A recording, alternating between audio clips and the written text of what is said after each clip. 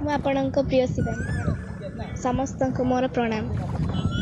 ଜୀବନ ଦର୍ଶନ କାର୍ଯ୍ୟକ୍ରମକୁ ଆପଣମାନଙ୍କୁ ସ୍ୱାଗତ।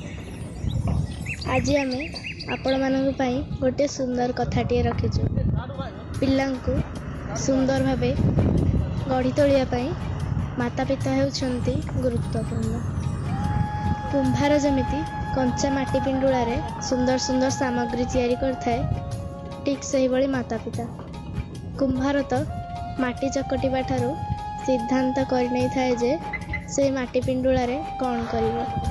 ଠିକ୍ ସେହିଭଳି ମାତା ପିତାଙ୍କ ସିଦ୍ଧାନ୍ତ ପିଲା ପ୍ରତି ରହିବା ନିତ୍ୟାନ୍ତ ଆବଶ୍ୟକ। ଆଜି ପାଇଁ ରହୁଛି। ମୋର ଏଇ ଛୋଟିଆ କଥାଟିଏ ପାଳନ କରନ୍ତୁ। ପିଲାଙ୍କୁ ପ୍ରାତଃ ଗୀତା ପାଠ କରାନ୍ତୁ। ଏଥିରେ ତା ସହିତ ସଂସାରର ମଙ୍ଗଳ ନିହିତ ଅଟେ। ସମସ୍ତଙ୍କର ମଙ୍ଗଳ କାମନା କରୁଛି। ଆମର ଏ ଭିଡ଼ିଓ ଆପଣଙ୍କୁ ଭଲ ଲାଗିଲେ ଲାଇକ୍ ସେୟାର କରନ୍ତୁ ଏବଂ ଆମର ଭିଡ଼ିଓ ଦେଖିବା ପାଇଁ ପଣ୍ଡା କ୍ରିଏଟର ୟୁଟ୍ୟୁବ୍ ଚ୍ୟାନେଲକୁ ସବସ୍କ୍ରାଇବ୍ କରନ୍ତୁ। ରହୁଛି। ଜୟ ଜଗନ୍ନାଥ।